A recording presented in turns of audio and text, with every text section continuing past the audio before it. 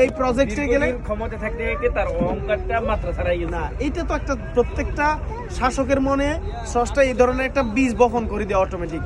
আপনি বাইরে সব জায়গায় এটা যখন আপনি দীর্ঘদিন একটা ক্ষমতার মধ্যে থাকবেন তখন আপনার ভিতরে একটা ফেরাউনি মনোভাব চলে আসবে, মানে আপনি নিজেকে একটা ঈশ্বর ভাবা শুরু করবেন। কারণ দেখবেন যে আপনার সেনাপ্রধান আপনি যেটা বলতেছেন সেটা করতেছে, বিমান বাহিনীর প্রধান আপনি যে ডানি বললে ডানে যাইতেছে, বাম বলে, অর্থাৎ অস্ত্র তাদের কাছে আছে যারা দেশ নিয়ন্ত্রণ করে, তারা ডানি বললে ডানে যায়, বাম বলে বাম যায়, তখন আপনার ভিতরে অটোমেটিক একটা কি ঐশ্বরিক একটা চিন্তা আসে যাবে, আমি মনে হয় সুপ্রিম পাওয়ার, আমি মনে হয় শ্রেষ্ঠ ক্ষমতা। মানে আমরা এমন একটা সময় দাঁড়াইছিলাম যেখানে ক্ষুদ্র থেকে ক্ষুদ্র বিষয় কোন একটা বিষয় যদি কেউ সমাধান দিতে পারে না, আমরা লাইভে আসি মাননীয় প্রধানমন্ত্রী, আশা করি আপনি এটা দেখবেন, আপনি এটা ইয়ে করবেন সুস্থ পর্যন্ত। তুমি মাননীয় প্রধানমন্ত্রীকে করছো, তুমি যেটা বলছো এই যে ভারত প্রেমী, তোমার এই এখন পর্যন্ত যে ধরো শেখ হাসিনা চলে গেছে, শেখ হাসিনা চলে যাওয়ার পর ডক্টর ইউনূস আসার পরে ধরো আমাদের বাংলাদেশের ভারত থেকে যে পরিমাণ জিনিস আসতো যাইতো, বা ভারতকে আমরা কোন প্রেশারটা একদম উল্লেখযোগ্য কোন প্রেশারটা দিতে পারছি, উল্লেখযোগ্য প্রেশার তো আমরা দিতে পারবো না। হ্যাঁ পারি নাই।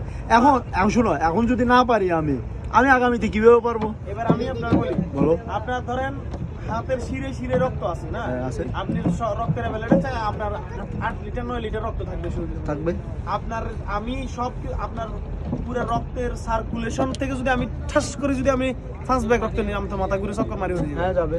বাংলাদেশের অবস্থা তো শিরে শিরে শিরে শিরে ভারতকে দিয়ে দিছে, এখন ভারত যদি সব জায়গা থেকে উঠে বাংলাদেশ চক্কর মারি হয়ে যাবে না ব্যাপারটা হচ্ছে এখানে শিরে শিরে যে দিয়ে দিছে, হ্যাঁ তুমি মানে ঠিক আছে, আপনি ধরেন আমি বলি বাংলাদেশের এই জিনিস দিছে, হ্যাঁ ঠিক আছে, অল্টারনেটিভ এটা ওরে দিতে পারতো, ওরা দিতে পারতো, হ্যাঁ ও চয়েসে ছিল, ওরে দিলে এই লাভ হইতো, এই ধরনের কোন বিষয় আছে? আমি আপনার বলে লাভ লসের হিসাবটা করে একটা রাষ্ট্রীয় হিসেবে আপনি শুধু নগদ টাকা গণিয়ে লাভ করে ফেললেন, এটা একটা কিন্তু হিসাব না।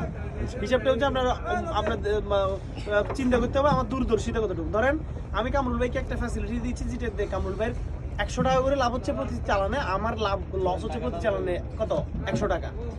আমার 100 টাকা লস দিয়ে আমি ওনাকে 100 টাকা লাভ করাই দিচ্ছি, কারণ আমি জানি আমি এমন একটা বিগ ডান মারবো বা আমার এমন একটা সময় আসবে যে ওনাকে দিয়ে আমার প্রতি চালানে 1000 টাকা লাভ, তাহলে আমি কি ওনাকে 100 টাকা লস দেয়, এটা আমার জন্য যৌক্তিক একটা বিষয়। কিন্তু এই যে ধরেন চট্টগ্রাম বন্দরকে ব্যবহার করার জন্য অনুমোদন দিল, আবার ওইদিকে পায়রা বন্দরকেও দিল, আপনি দুইটা থেকে একটা দেন, যে কোনো একটা দেন, দুইটা দিচ্ছেন, জনমনে সন্দেহ ঢুকে গেছে। আপনি ইকোনমিক জোন করছেন এমন এক জায়গায়, ইকোনমিক জোন ভারতকে দিচ্ছেন একদম সর্ব উত্তরের অংশে মিরিশরি ইকোনমিক জোনের, এখানে আপনার প্রায় আপনার 400 একর 500 একর মতো জায়গা দিচ্ছেন, বিশাল একটা জায়গা দিচ্ছেন একটা গ্রামের মতো, যেটা থেকে ভারতের দূরত্ব মাত্র 25 কিলোমিটার, ঠিক আছে? তাহলে জনমনে সন্দেহ ঢুকবে।